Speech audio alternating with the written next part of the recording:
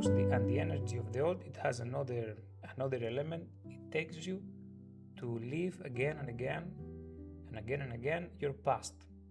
So when something from the past is coming to you all the time, or whatever is happening in your life, you very fast make a reference to the past. For example, it comes a person new to your life that can be a new friend or a new lover, someone that has potential to connect with you, but very fast awakes the memory of something from the past, awakes fear, and then you close. When you have close to this person and you say no, because this person will, for sure, it will do the same that this other person did in my life in the past, and it will hurt me, and I don't want to enter here again. I prefer to be as I am, so I close and I don't enter there. So like this, you can be more attached if you feel that you are very connected to some parts of your past, and this is keeping you close. This is another indicator that you are gathering energy of the old. You become close, you become more rigid, more stiff, more heavy, and you find a lot of resistances when you try to make a change in your life, make something different. Of course, there is no need to say that, if you are here and you are listening this, I'm sure you want to change something in your life. We all want. There is an existential desire to grow and evolve for all of us. God put this in our soul. Each of us express it in a different way, but we all have it. So I want to tell you that the energy of the old is exactly what we don't need if we want to transform. If we want to transform our life, we need to cultivate and grow the energy of the new, which is the opposite. It is flexible, it is flowing, the element of this energy is the water, and it brings curiosity, enthusiasm, joy. There is, in front of something that you don't know, this is very typical reaction. When you are full of the energy of the old, if you see something that you don't know and you have a bit of uncertainty, this create doubts and threats. Oh, what is going to happen? What this person wants? No, I am not going to enter there. Goodbye. But if you are full of the energy of the new, in front of the same situation, you may have curiosity. Oh, what is this person? I'm wondering what kind of adventure this person will bring to my life, or what kind of experiences this person had in her life, and I would like to know because I feel called to an adventure, to know more. And like this, you can be in front of the same situation, but totally react in a different way. When you have this energy of the new, you are open for what you don't know, for what is different, for what is new, for what you cannot control. You see, all this is what the kids are doing.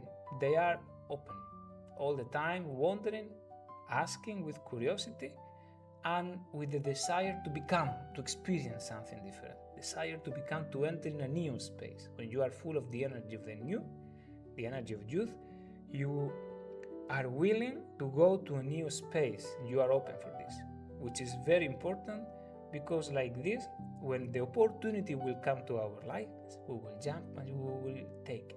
We are not going to be close, we are not going to run away. So it's connected with the desire to try new things, to learn, to discover.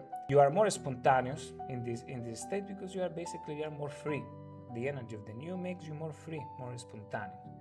And from this state, transformation can happen, and connection can happen from this. Deep connection, intimate connection can happen from this energy of the new. You see how easy it is for the kids to love, to show tenderness, to show emotions. And you see how easy it is for them to learn. You see how difficult it is for us now if we need to learn a new language. Them, they learn it like in few months, they can learn almost a full language. Their mind is totally open like this. So you see, all the transformation, growth, evolution that you want to have in your life, it will come when we cultivate this energy of youth. It's super important. Of course, in your everyday life, what this gives you, more vitality, freedom, lightness, gives you a lot. And personally, me, and in our spiritual community, we are all the time, this is the reason why we are all the time cultivating and growing this energy, because it's the energy of the change, of the transformation. Very good. Let's go to the next slide. And now, the question is, wow, this is super cool, this energy of youth is amazing, it gives us so much. How we get it?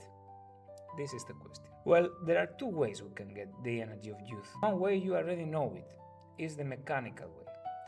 The mechanical way is the youth, the energy of youth, the energy of the new that you receive from life naturally.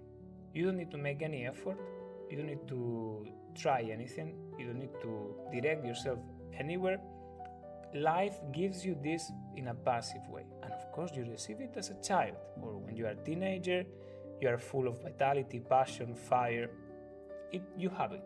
By default, you come to this world and you are full of energy of youth, of the new. And this is very good in one way, because like this we can have a full experience of what this means. And we experience a higher state of being. The energy of youth, when we are full of this energy, we are in a very high state, energetically. That we are joyful, inspired, and we enjoy, we have dreams, we feel purpose, we feel drive. It is very high state energetic. This is very good. But it has a negative side, and this I wanted to share it with you here, is that the fact that we receive it mechanically but in a passive way, for many of us that we don't know this ancestral knowledge from shamanism, from yoga, what I'm sharing with you today. The most common is to give it for granted. This is the most common thing. Whatever you receive in a passive way, that you didn't do anything to get it, you learn that it is for granted, that it's going to be there always. That's why first we don't value it so much, we don't pay attention to it so much, and gradually you see how it is life, we lose it. Because this is the mechanical way. If we allow ourselves to go with life as it is, we receive a lot of this energy when we are young, and slowly we start losing it. It is the body and the biological system has to do a lot with this boost of energy of the youth. So something similar you can experience as an example in the love energy, in the passion energy, when you fall in love with your partner, and for the first year there is a lot of passion, fire, desire. Wow, you go to dates, you go together, it's like you are in ecstasy of this energy. But this comes like by itself.